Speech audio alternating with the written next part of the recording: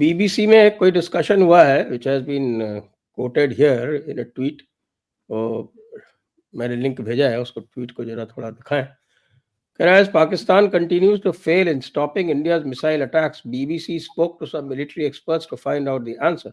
Experts said India is using supersonic cruise missile which can fly more than 3 times the speed of sound and hit the target. Pakistan could not have stopped these supersonic cruise missiles even if it could have tracked. Experts told BBC Pakistan does not have the capability of blocking missiles from the sky. Pakistan has the HQ-9 and HQ-16 FE system, which works against missiles or warplanes launched from the ground, but it does not have the capability of blocking missiles from the sky. Wow. Such a supersonic missile can travel from 3675 km to 11,000 km per hour. It is not easy to track, target, and destroy a missile that travels at this speed. Former Air Vice Marshal Ikramullah Bhatti of Pakistan Air Force told BBC if it had been dropped from the ground, it would have taken more time. But when it comes from the sky, the response time is very short. Ground से मारा है उसको बोल दो BBC को, ground से ही मारा है, एयर से नहीं मारा है. ये नई एक्सक्यूज है सर. एयर वाइस मार्शल बोल रहा है ना, ये एक्सक्यूज दे रहा है वो. ऑब्वियसली अब बीबीसी तो उसका माउथपीस हो रखा है सर. This is interesting. क्या भरोसा उनको. This is interesting that he himself, by the way, Pakistanis को लगता है कि भाई that thing can go from 3,675 kilometers to 11,000 kilometers an hour. Sir, that is almost 10 Mach. An hour is about 10 Mach. You're talking about pretty hypersonics. Hypersonic. अब कोई भरोसा नहीं है डीआरडीओ को. अगर ऐसे ऐसे काम कर रहे हैं, मोदी जी ने बोला और ठोको भैंस की आंख, हाइपरसोनिक भी डीआरडीओ बोल रहा हूँ ना, उनके टेस्ट हाइपरसोनिक ग्लाइड व्हीकल भी तो हैं इनके, ठोक रहे होंगे उससे भी. बोल दिया होगा जाओ भाई यार टेस्टिंग अब तो खुलेआम. जितना मैं तो बोलूंगा डीआरडीओ और जो जिसने भी कुछ नए बनाए हुए हैं, जिसको टेस्ट करना है करिए, खुल के करिए, मैदान साफ है. तब तक चला खींचते रहो और टेस्ट करते रहो, प्रूव कर लो. अभी नेत्रा मार्क 1A जो AEWS है, early warning airborne early warning system, Embraer के ऊपर लगा हुआ है, वो तो प्रूव हो गया. आपने उसको चला चलू के उसको तो प्रूव हो गया, इफेक्टिव हो गया.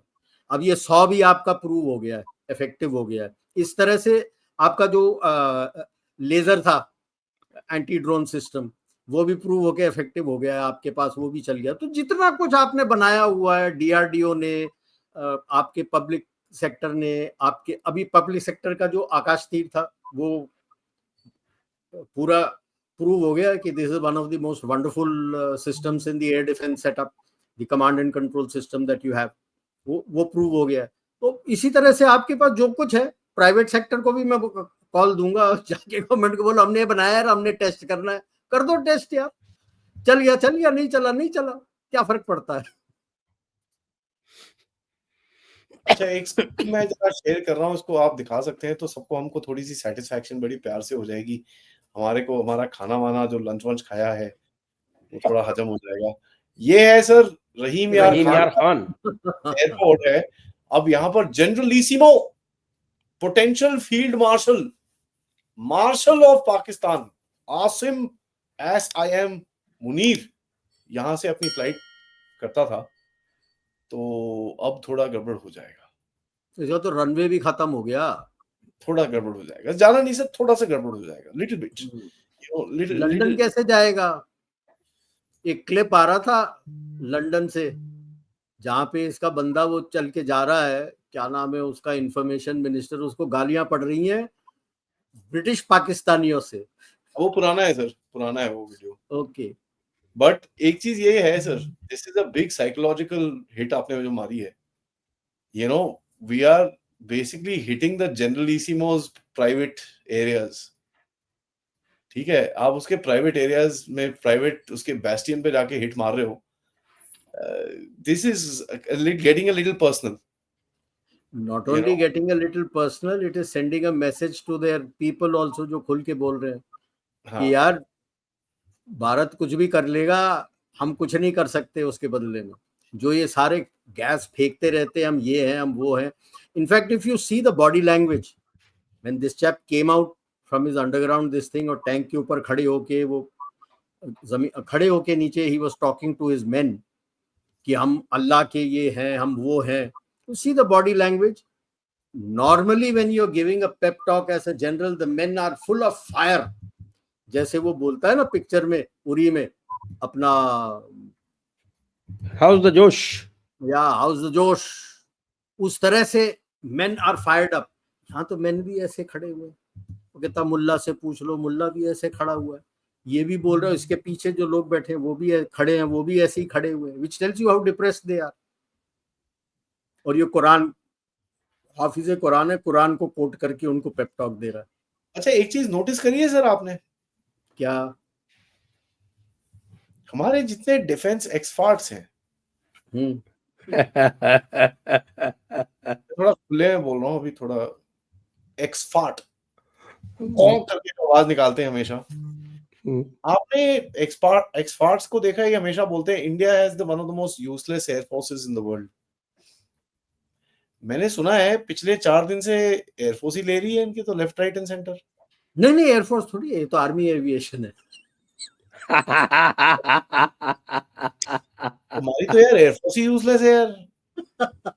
ये क्या है ये? मुझे ऐसा लग रहा है कि अभी थोड़ा आर्मी और नेवी वालों को मेरे पे एडीबी अभी जो एडी कमांड बनेगी दैट विल बी एयरफोर्स. हाँ, वो general just indulge me a little bit, वो भी एयरफोर्स हो जाएगा है जी. अब ये एयरफोर्स में भी मतलब जहाज है नहीं हमारे पास, 30 स्क्वाड्रन है. आपको एक खबर देता हूँ उसी में.